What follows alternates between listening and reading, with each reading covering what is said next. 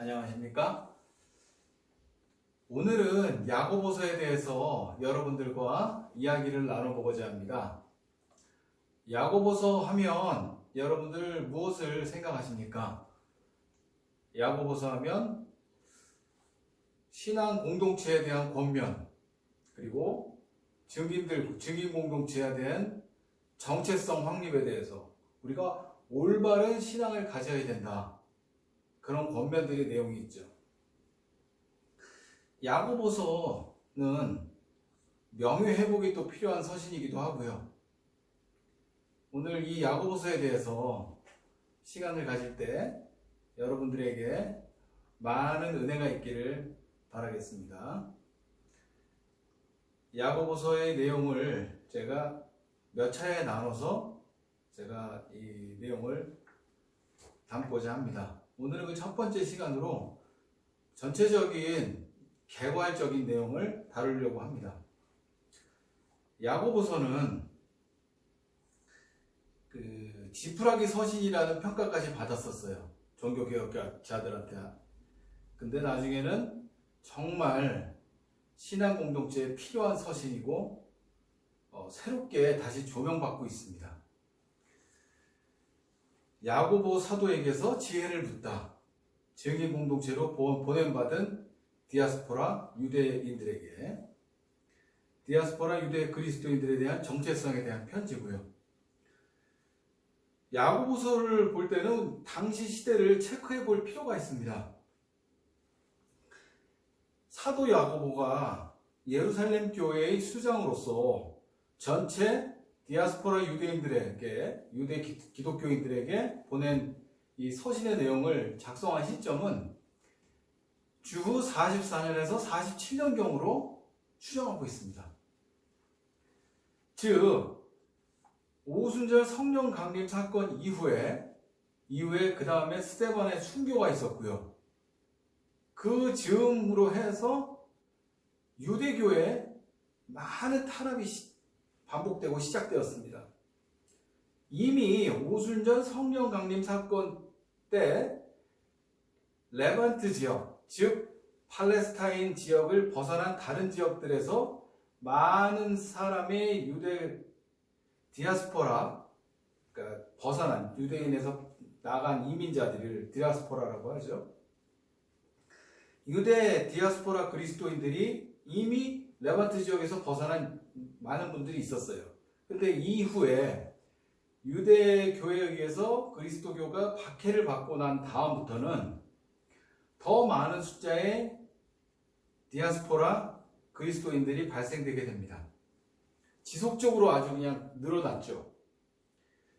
그리고 이제 유대인들의 특성이 뭐가 있냐면 본인들이 디아스포라한 지역 집단적으로 거주를 하고요. 그 집단적으로 거주한 지역에 보통 10가정이 생기면 시나고기라고 하는 회당이 생깁니다. 그 유대인의 그 회당은 어떻게 보면 굉장히 중요한 의미가 있는데요. 그 회당에서 종교적으로, 그리고 문화적으로, 사회적으로, 교육적으로, 또 사법적으로 재판까지 이루어졌으니까요. 또 복지까지 유대인 사회의 모든 것들이 그 회당을 통해서 이루어졌습니다. 즉 최초 유대인 디아스포라에는, 그 회당에는 유대교뿐만 아니라 많은 여러 유대교 기독교인들이 혼재해 있었다고 봐야 되죠. 그 유대 기독교인들에게 보내는 편지 내용을 보면 이중적 행태에 대해서 야고보서는 권면하고 있습니다. 즉 두 마음을 품은 자들아, 이 내용에는 종교적, 세속적, 즉 세속적으로는 로마 제국의 주류 사회에서부터 벗어났기 때문에 그 주류 사회를 동경하는 마음을 가진 그리스도인들에 대한 권면, 그리고 또 하나는 유대교와 기독교를 갈팡질팡하는 두 마음을 품은 유대 그리스도인들에 대한 권면, 즉 종교적, 세속적으로 이중적 생활 방식에 빠져 있는 그들에게 경종을 울린 것이라고 볼 수도 있습니다. 고대 기독교 역사학 저술가인 로드니 스타크는 기독교의 발흥이라는 이 책에서 보면 초기 기독교는 예루살렘 교회의 감독인 이 사도 야고보의 순교 이후에 이방인의 사도인 바울의 순교, 그 다음에 네로 황제의 로마 대박해에 따른 사도 베드로의 순교로 말미암아서 기독교의 교세는 확연히 줄어들었다고 합니다. 원래 이때까지만 해도 불과 수천 명밖에 안 됐답니다. 그래서 로마 제국의 전체 제국의 인구에서 0.001% 정도밖에 차지하지 않았다고 하네요. 이 로드니 스타크뿐만 아니라 여러 사람의 연구에 의하면 그 정도로 추정된다고 밝혀졌습니다. 근데 기독교가 나중에 후대에 가면 주후 3세기 말엽에 로마 대박해, 디오클레티아누스 황제에 의한 로마 제국 전역에 대한 대박해가 있을 때는 로마 제국의 거의 10%에 육박하는 약 5, 600만 명의 기독교인들이 있었다고 추정합니다.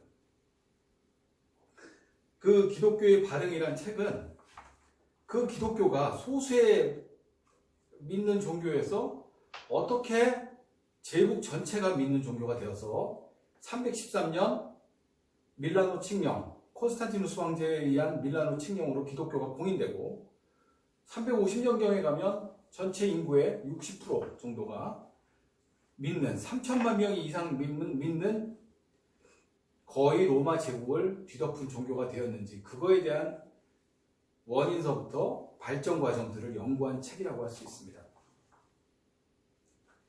이 내용에서 보면 기독교인들은 기존 주류 사회, 기존 로마 제국에 가져가 있던 공동체의 사회와는 아주 다른 모습이 있었다고 합니다. 그들에게는 아주 정체성이 있었고요.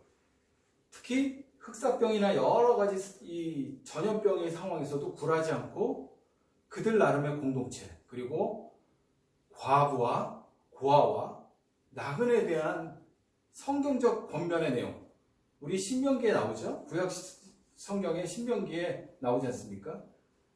과부, 고아, 나그네, 보살피라라는 그 내용을 신앙 공동체에서는 고스란히 유지하고 있었다는 것입니다. 그러므로 인해서 로마 사회는 기독교 증인 공동체를 다시 보고 증인 공동체에 대한 동경을 하고 박해에 대해서도 굴하지 않는 그들의 모습을 보고 천국 소망을 갖게 되고 동경을 하게 되면서 기독교는 점점 발전하게 된 것이죠. 그거에 대한 연구를 했다고 볼 수 있습니다. 즉 야고보서와 베드로전서와 그 다음에 히브리전서의 내용을 보면 전도를 직접적으로 처음부터 하나님께서 하나님의 선교를 직접적으로 하라고 하지는 않으셨고 오히려 증인 공동체에서 결속과 증인 공동체에서 그리스도인으로서 가져야 될 정체성을 확립을 하는 것을 더 주안점을 뒀다고 할 수 있습니다. 하나님의 선교 방식은 바로 그렇게 가는 것이죠. 하나님은 증인 공동체로서 외부 세계와는 다른 삶의 방식으로과 기준으로 외부 세계로부터 다시 달리 보게 되는 그런 철저하게 그들과는 다른 공동체 삶을 통해서 하나님의 복음으로 무장되고 이후 교세가 급격하게 확장되게 되는 것입니다. 그러면 야고보 사도가 전하신 말씀을 하나하나 제가 시작해 보겠습니다. 증인 공동체로 보냄받은 디아스포라 유대인들에게 1. 야고보가 흩어져 있는 12지파에게 보내는 편지. 저자 하나님과 주 예수 그리스도의 종 야고보. 아까 제가 서두에 말씀드렸다시피 야고보는 서는 명예회복이 필요한 서신이라고 했습니다. 야고보 하면 기억나는 사람이 세 사람이 있습니다. 예수님의 제자 2분 야고보가 있습니다. 그리고 또 한 명의 야고보가 있죠. 이 야고보서는 또 한 명의 야고보가 쓰신 서신입니다. 즉 예수님의 동생 야고보가 쓴 서신이죠. 일찍이 종교개혁자 마르틴 루터는 야고보서를 다른 캐논, 정경을 캐논이라고 하죠. 다른 캐논인 정경에 들어가지 못할 지푸라기 서신급이라고 평가를 했습니다. 아주 평가 절하를 했었죠. 그리고 또 에스더서도 그렇게 봤어요. 또 몇몇 종교개혁자들과 후일 신학자들도 그렇게 봤고요. 그런데 이제 나중에 마르틴 루터는 회개를 하게 되고요. 모든 성경은 진짜 성령의 감동에 의해서 표기된 진짜 귀한 말씀이라는 것을 알게 되고 회개하고 야고보서의 가치를 굉장히 나중에 존중해 주었습니다. 그리고 최근에는 야고보서 자체가 정경에 조금 늦게 실렸다는 이유로 많은 사람들한테 그런 깎아내림을 받았지만 최근에는 다시 신학자들과 여러 교계에 있는 분들에 의해서 신학적 가치를 더욱더 인정받고 있습니다. 그 이유는 무너진 공동체, 신앙 공동체에 의해서 그 어려움에 빠진 신앙 공동체에 대한 정체성 확립이라는 것을 알려주기 때문이죠. 우리가 봤을 때 하나님의 선교는 특수합니다. 항상 특수한, 아브라함도 특수한 한 지역이죠. 자, 보시면 모세도 출애굽하기 전에 특수했습니다. 또 하나 다윗도 그렇고요. 이스라엘이라는 게 특수합니다. 특수한 그 지역이죠. 예수님도 마찬가지입니다. 특수함에서 보편으로 퍼져나가게 하는 겁니다. 즉 특수한 거에 그 상황에서 정체성을 더욱더 확립하는 거죠. 자, 보시면은 아까도 제가 말씀드렸다시피 야고보서, 히브리서, 베드로전서 같은 서신을 보면 신앙 공동체에 대해서 정체성과 그리스도인으로서의 공동체로서의 가져야 할 영적 상태에 대해서 권면하고 있습니다.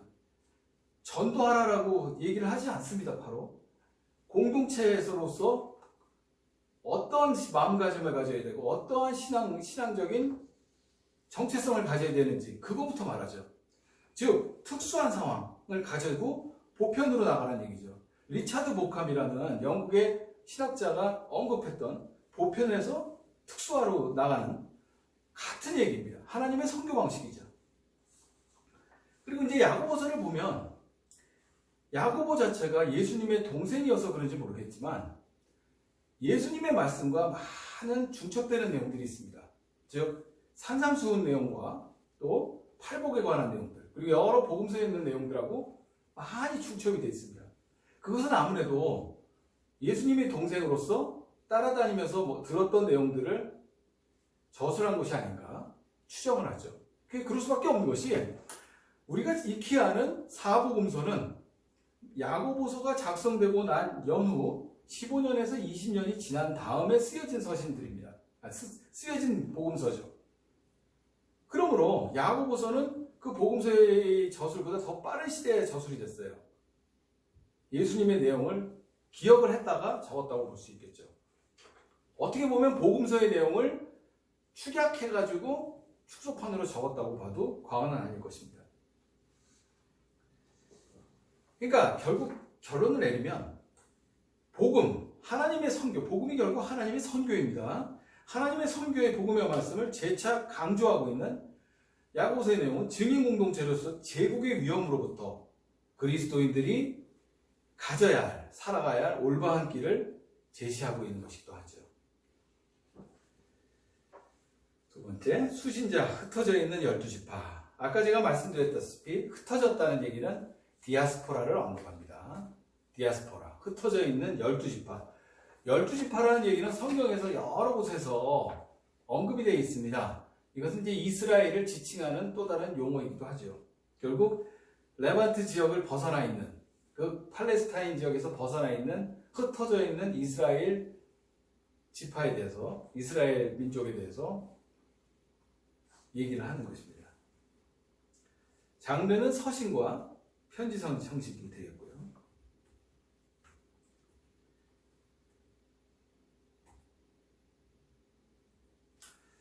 자, 2번 디아스포라 그리스도인에게 닥쳐온 많은 위험들.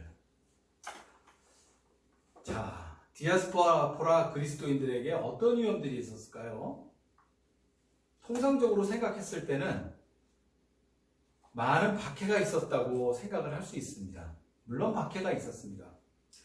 근데 이제 저도 이전까지 이 야고보서를 보면서 연구하면서 책을 보면서 이제 알게 된 사실을 알기 전까지는 이때도 박해와 막 그 사자굴에 들어갔으니까 사자한테 먹이가 되고 막 화형을 당하는 박해가 이때도 야고보서를 작성했을 때도 있을 거라 생각을 했었습니다.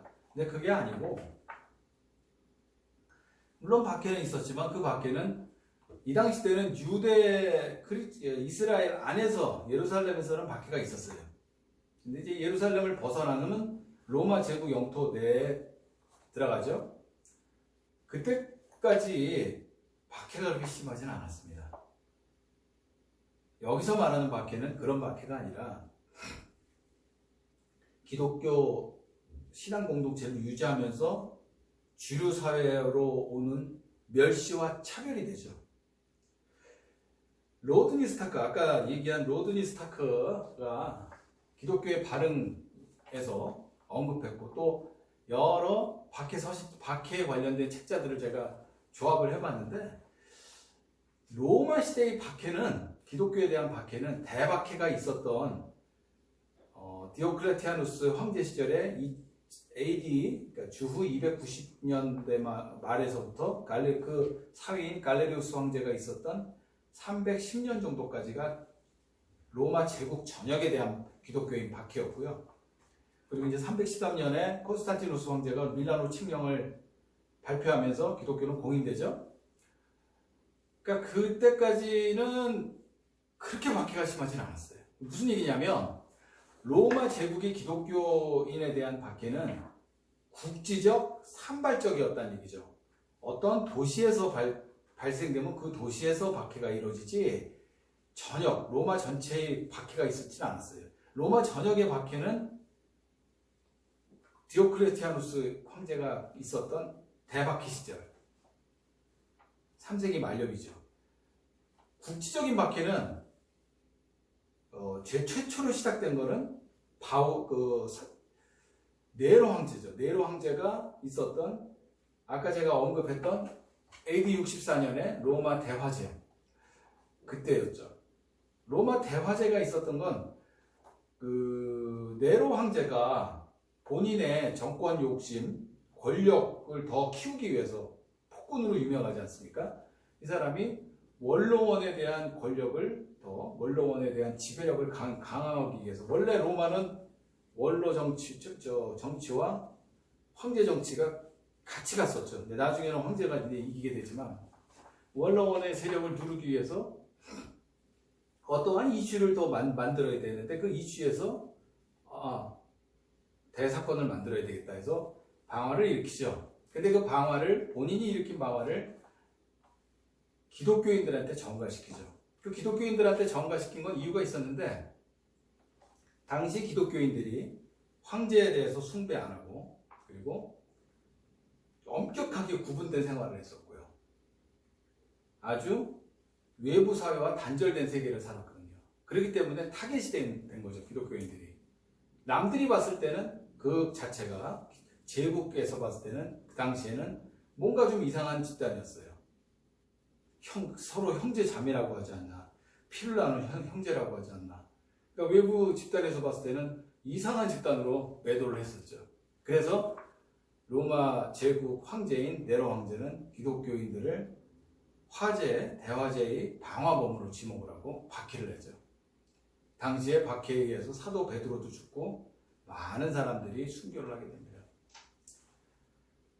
그렇듯 박해는 AD 64년 이후서부터 있었어요. 그러면 이 사도 야고보가 말하는 이 기독교인에게 닥쳐온 많은 위험들이란 결국 주류 사회로부터 벗어난 단절의 위험, 그리고 세상과의 차별, 주류 사회에서 벗어났으니까 여러 가지 그런 문제가 있지 않겠습니까? 멸시와 차별, 그런 문제가 있었죠. 왜냐하면 초대 기독교 신앙 공동체에서는 여러 계층의 사람들이 존재했었어요. 가난한 자도 있었지만 권력자도 있었고요. 유력자도 있었거든요. 권력자나 유력자나 부를 가진 사람들은 그분들이 가지고 있었던 일정 부분들을 내려놓고 주류사회와 단절을 해야 되는 아픔이 있었거든요. 그것이 쉽지가 않았던 것이죠. 그런 거에 대한 권면의 내용들이 있는 겁니다. 정말 고대 그런 제국의 사회에서는 주류사회의 문화를 따라가지 않으면 살 수 없었던 그 많은 것들, 그런 정체성이 훼손될 여지가 있는 수많은 내용들. 1장 8절을 보시면 두 마음을 품어 모든 일에 정함이 없는 자로다. 여기에 두 마음이라는 건 제국에 대한 미련의 마음, 그리고 신앙 공동체에 대한 마음, 그런 두 마음이 되겠죠. 또 4장 4절에 간음한 여인들아 세상과 벗된 것이 하나님과 원수됨을 알지 못하느냐. 그런즉 누구든지 세상과 벗이 되고자 하는 자는 스스로 하나님과 원수되는 자입니다. 이런 것처럼 세상의 위험에 노출된 공동체의 시험과 환난에 대해 그리스도인들이 가져야 할 정체성에 대해서 야고보 사도는 언급하고 있는 것입니다. 그 다음에 제국의 이야기와 그들에게 당면한 시험과 욕심. 결국 소수 집단일 수밖에 없는 그들은 주류사회의 가장자리에 있는 소외된 집단이고 결국 주변화되고 많은 불이익과 경제적 궁핍에 어려움에 쌓이게 됩니다. 아무래도 그럴 수밖에 없겠죠.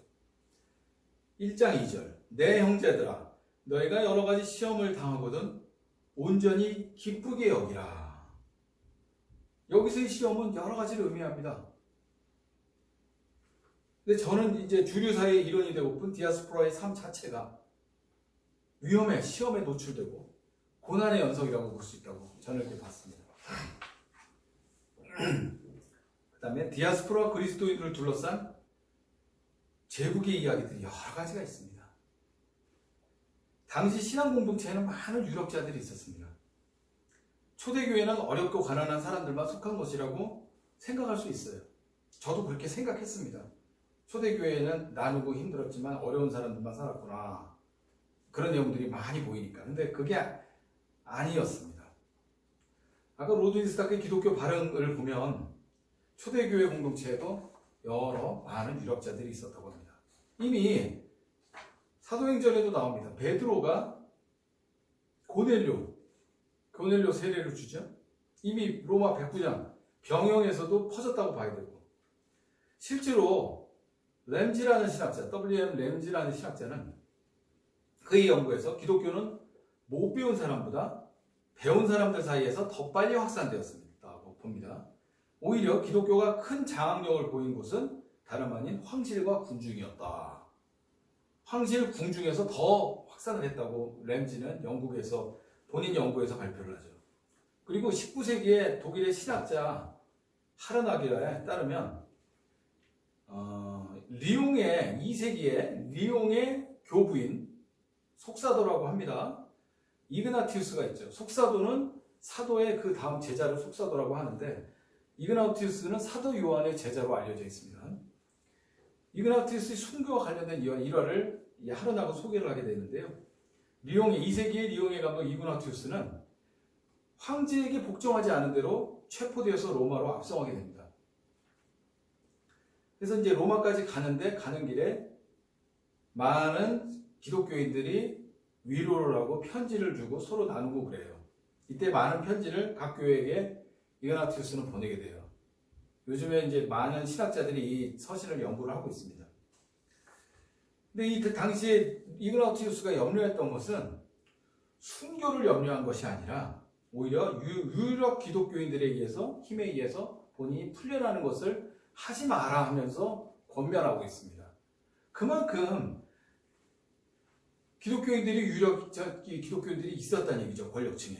자신의 순교를 가로막을까봐 걱정된다고 하는 그런 대목이 주목되고 있어요. 그 유력자들이 많이 있었다는 얘기예요. 그리고 2장 3절, 2절과 3절에 보면 이 내용이 나오죠. 부자와 가난한 자의 차별 이야기. 이미 그렇다 보니까 기독교 공동체, 증인 공동체 내 부자와 가난한 자들의 차별들이 안에서 벌써 보여지기 시작하는 겁니다. 그 다음에 5장 1절에서 6절까지 악한 부자 이야기. 물론 악한 부자는 신앙 공동체에 속한 사람은 아닐 수 있지만 권면을 하는 거죠. 그렇게 살면 안 된다는 내용들.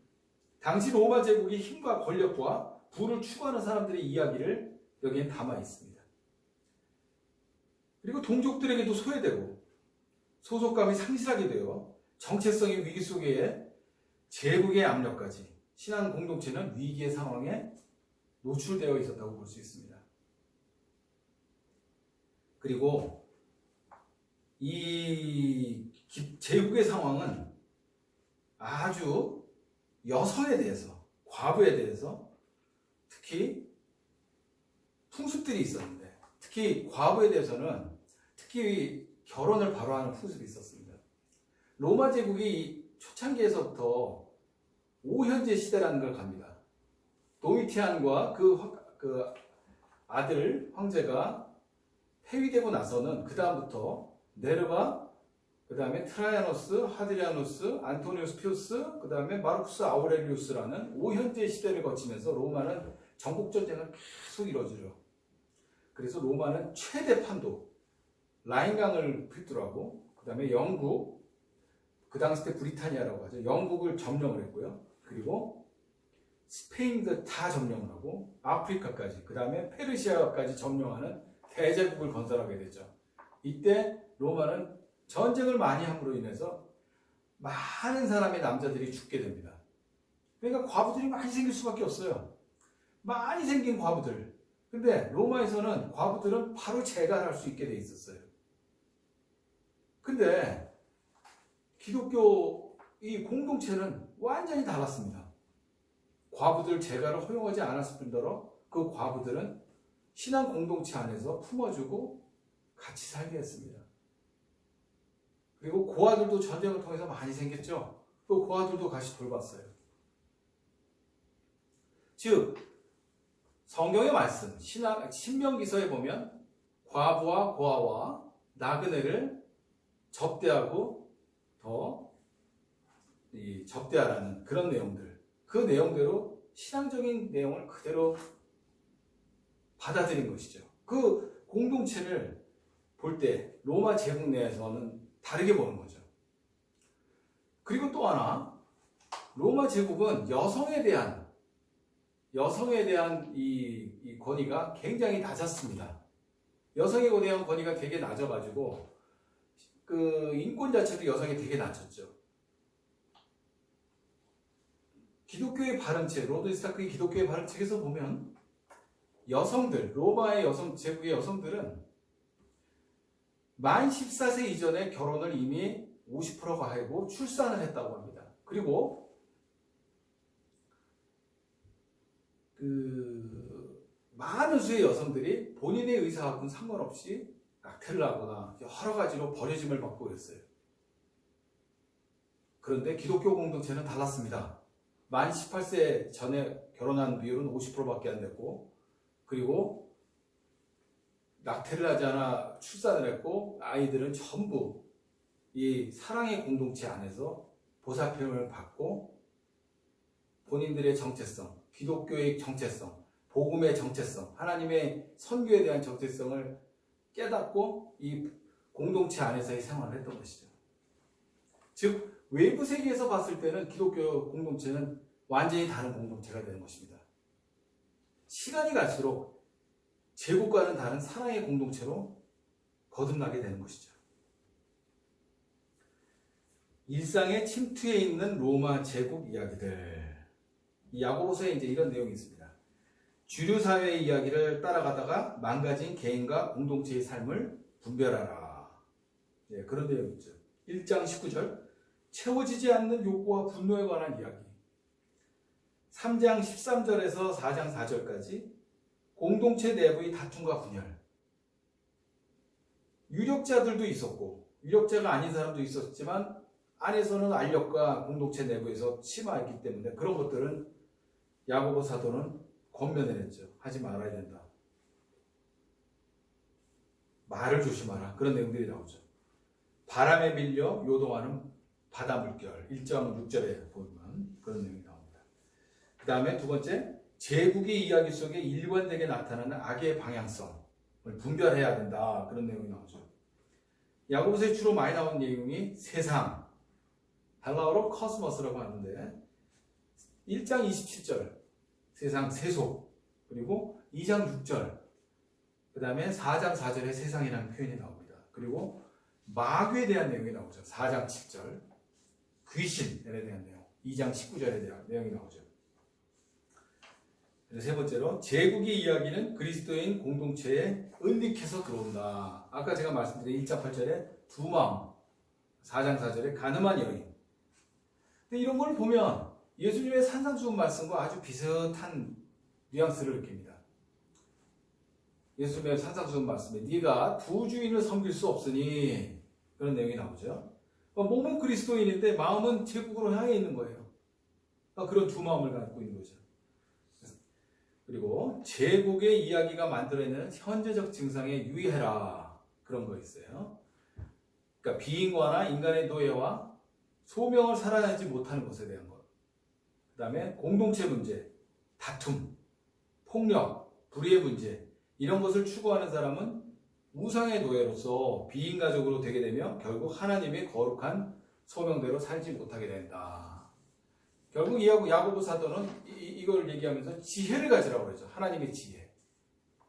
야고보 사도가 말씀하시는 이 지혜는 바울 사도가 얘기하는 성령과 일맥상통한 면이 있습니다. 그래서 이 지혜를, 하나님의 지혜를 올바르게 갖고 이 지혜를 간구하는 기도를 해야 된다. 그런 내용이 나옵니다. 3. 세상을 회복시키시는 하나님 이야기. 세상을 창조하시고 회복하시고 새 창조하시는 하나님의 성경 이야기. 결국 세상을 창조하시고 회복하시고 새 창조하시는 것은 결국 복음이란 건 하나님의 새 창조, 새 선교의 이야기입니다. 하나님은 창조세 이야기를 상기시키죠. 여기서는 하나님은 피조세계를 창조하신 분. 1장 17절 온갖 좋은 은사와 온전한 선물이 다 위로부터 빛들의 아버지께로부터 내려오다니 그는 변함도 없으시고 회전하는 그림자도 없으시니라. 빛들의 아버지라는 내용이 나오고요. 3장 9절 보시면 이곳으로 우리가 주 아버지를 찬송하고 또 이곳으로 하나님의 형상대로 지음을 받은 사람을 저주하나니, 하나님의 형상대로 지음 받은 사람이기 때문에 이 사람은 존중해 줘야 된다는 얘기죠. 결국 하나님을 존중하라는 얘기입니다. 사람을 존중하라는 얘기는 결국 하나님을 존중하라는 얘기랑 같은 거죠. 그리고 피조세계를 영광에 이르게 하시고 새롭게 창조하시려는 하나님의 목적에 대한 것이 있습니다. 이것은 새 창조를 의미한다고 볼 수 있죠. 그 내용은 1장 18절에 보면 그가 그 피조물 중에 우리를 한 첫 열매가 되게 하시려고 자기의 뜻을 따라 진리의 말씀으로 우리를 낳으셨느니라. 여기서 이 진리의 말씀은 곧 복음으로서 우리 가운데 새 창조를 이루어내신다는 말씀이 되고요. 또 이런 말씀이 있습니다. 이미 영광에 이르신 그리스도. 2장 1절에 보시면 영광의 주, 곧 우리 주 예수 그리스도, 이런 언급이 있습니다. 결국 이것은 무엇이냐면 인간에게 주기로 하셨던 영광, 완전한 하나님의 형상이시고 그리스도 자체가 실질적 복음 이야기로도 할 수 있습니다. 주가 되셨다라는 의미는 주가 다스리신다라는 의미고, 더 나아가서 주님의 통치에 순종하라, 하나님 나라의 백성으로 살아가라라는 의미이기도 합니다. 또 세상을 지탱하시고 회복하시고 새 창조하시는 하나님. 1장 17절을 보시면 온갖 좋은 은사와 온전한 선물이 다 위로부터 빛들의 아버지께로부터 내려오나니. 아멘. 1장 18절 진리의 말씀이라는 것이 있죠. 곧 복음으로 우리를 첫 열매로 낳으신 하나님을 말한다고 할 수 있습니다. 또한 하나님의 선교 이야기가 담겨 있어요. 세상 회복을 위해서 하나님께서 직접 일하시는 이야기죠. 오늘도 직접 일하시고 보내신 이야기. 세상 회복을 위해 사람들을 보내시는 이야기. 이런 것 등 하나님은 지금껏 쉬지 않고 계십니다.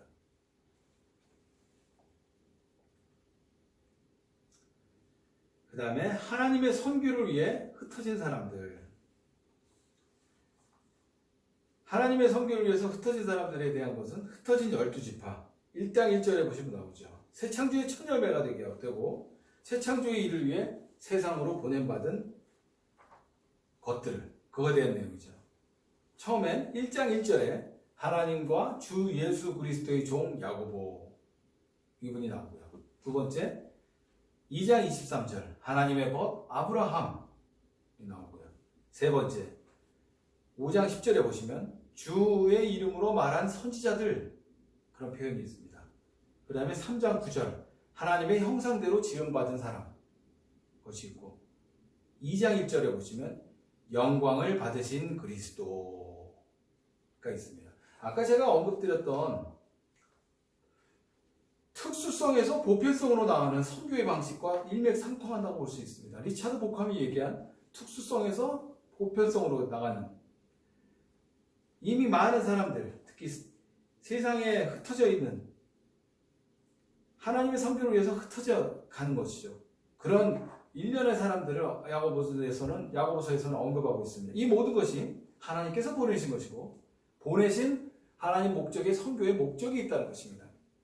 이것은 요한복음 20장 21절 말씀과 일맥상통합니다. 예수님께서 부활하시고 승천하시기 전에 제자들에게 권면한 말씀이죠.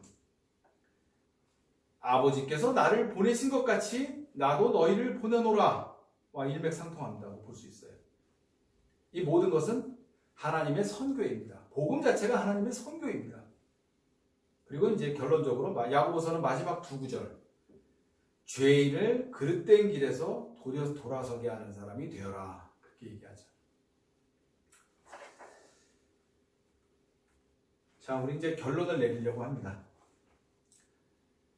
우리는 모두 하나님으로부터 소명받은 디아스포라 그리스도인이라는 사명을 갖고 우리의 정체성을 확실히 깨닫는 신앙 공동체의 일원이 되어야 하겠습니다. 이것이야말로 하나님께서 우리를 이 땅에 보내신 참된 이유이며 하나님의 선교의 일원으로서 확연히 구분된 삶을 살아야 하는 것이기도 하기 때문입니다. 야고보서의 내용은 1세기 기독교 공동체에게 권면한 말씀이기도 하지만 지금 이 시대를 살아가는 우리에게도 비슷한 환경에 처해 있습니다. 당시에도 역병이 굉장히 유행을 했었고요. 흑사병이 그 당시 때도 있었습니다. 지금 코로나로 인해서 비슷한 상황에 있습니다. 역사는 돌고 돌고요. 우리가 역사 신학을 공부해야 되는 것은 역사를 통해서 역사적인 신학적인 내용과 사실을 통해서 현재를 가늠할 수 있기 때문이기도 합니다. 그러므로 오늘 이 야고보서를 통해서 제가 전체적으로 개괄을 살펴봤는데요. 이 야고보서를 통해서 오늘을 사는 우리에게 어떤 신앙적 정체성, 공동체적인 정체성을 가져야 되느냐 하는 것에 대해서 야고보 사도의 권면을 우리는 충실하게 받아들여야 하겠습니다. 자, 오늘은 여기까지 말씀을 드리고요. 그리고 다음 시간에는 야고보서 1장과 2장 내용을 하나하나 제가 알아보도록 하겠습니다.